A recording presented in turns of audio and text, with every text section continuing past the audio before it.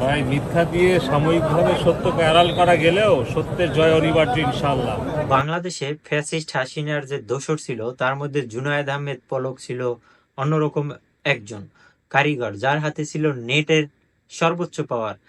যখন জুলাই আগস্টের আন্দোলন হয় তখন কিন্তু তিনি তার সর্বোচ্চ পাওয়ার ব্যবহার করে বাংলাদেশের নেট সার্ভিস বন্ধ করে দেয়, যার কারণে আন্দোলনে এক কথায় বলা যায় যে ঘি ঢালা হয়।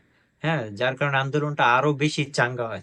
তো তিনি বর্তমানে কারাবদ্ধ আছেন এবং তিনি বিভিন্ন সময় যে তাকে আদালতে যখন প্রেরণ করা হয় তার বিভিন্ন বক্তব্য আমরা শুনতে পাই। তো তার একটা নতুন বক্তব্য আমাদের সামনে আসছে, যেটা আমরা দেখব। চলেন আমরা দেখে আসি সে আসলে কি বলছে। চলেন। পলক ভাই কিছু বলবেন? আপনি তো সবসময় বলে বলে ভাইরাল ভাই।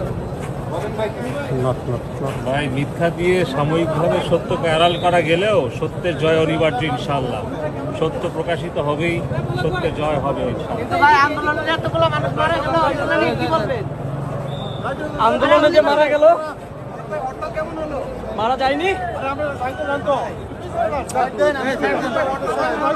হরতাল কেমন হলো? হরতাল। পলক ভাই